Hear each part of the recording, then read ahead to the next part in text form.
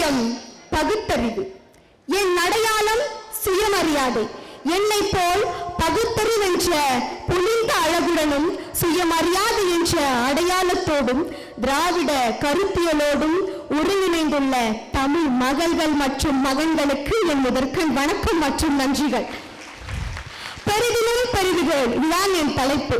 இதற்கு அர்த்தம் என்னவென்றால், உயரிய லட்சியத்தை பெற வேண்டும், அதை அடைந்து அனைவருக்கும் பகிர்ந்தளிக்க வேண்டும். இதை நான் எப்போதும் திராவிடத்துடன் மட்டுமே பொருந்தி பார்ப்பேன். காரணம், பெரிதிலும் பெரிது கேள் என்று பெண்ணிய சமத்துவத்தை பெரிதும் பெரிதும் கேட்டு கேட்டு நம்மளுக்கு உரிமையை மீட்டு தந்தது நம் திராவிடம்.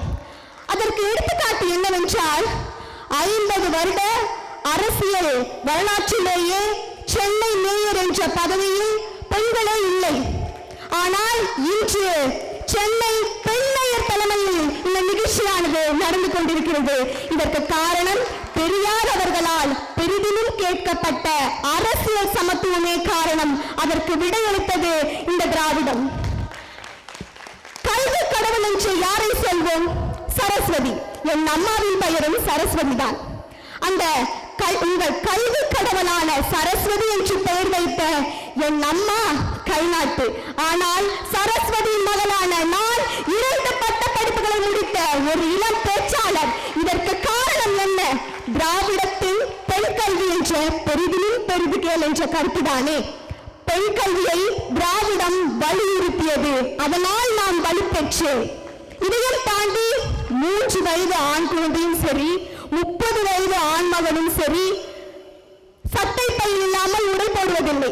ஆனால் எந்த பெண்ணுக்காவது சட்டை பையோடு கூடிய உடை இருக்கிறதா? காரணம், பொருளாதாரம் என்பது ஆணுக்கு மட்டும் சொந்தம் என்ற பழமைவாதம். இதை தகர்த்தெறிய முதல்வர் என்ன செய்தார்? நமக்கு சட்டப்பை கொடுத்தாரா? இல்ல.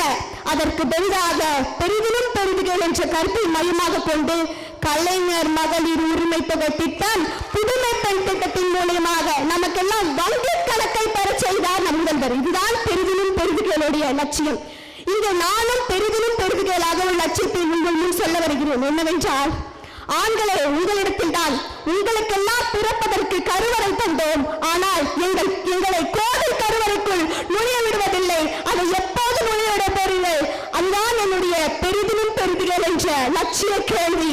இதோடு திராவிடத்தால் என்றும் நாம் பெரிதிலும் பெரிதை கேட்போம், திராவிடத்தால் பெரிதிலும் பெரிதை அடைவோம் என்று என் உரையை முடித்துக் கொள்கிறேன். நன்றி, வணக்கம். வளர்ந்தவுடன் ஆசிரியர் தான் எல்லை, பின்பு இந்த சமுதாயம் அவளுடைய எல்லையாகி விடுகிறது.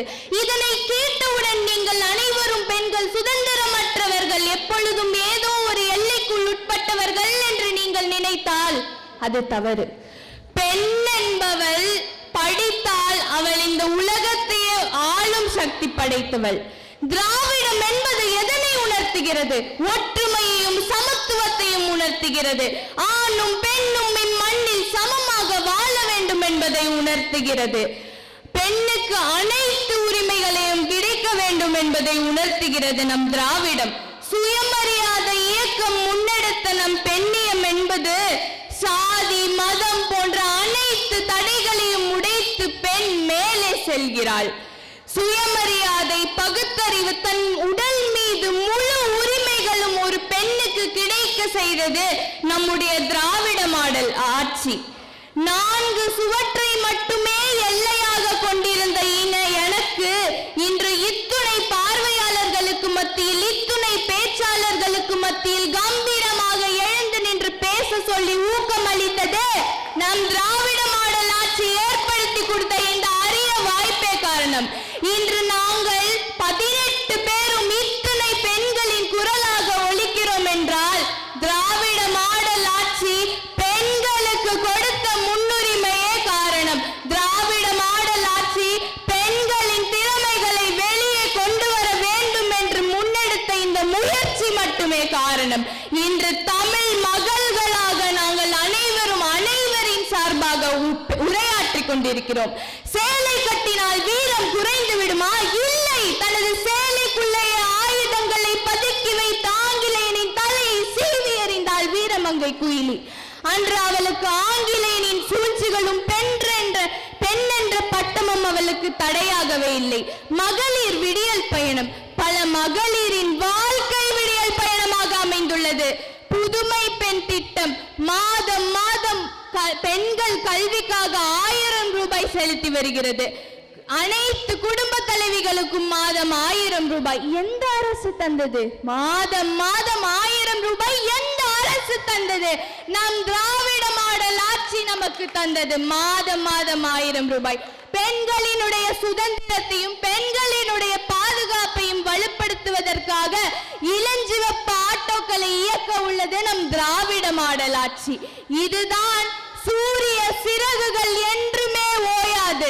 பெண்களின் முன்னேற்றத்தில் சூரிய சிறகுகள் விதைகள் என்றுமே ஓயாது, முளைத்து கொண்டுதான் இருக்கும். வீரமங்கையே, வீறு கொண்டு எழுந்து வா. நீ எழுந்து நடந்தால் இமயமலையும் வழி கொடுக்கும், நீ உறங்கி கிடந்தால் சிலந்தி வலையும் உன்னை சிறைப்பிடிக்கும். வாய்ப்புக்கு நன்றி.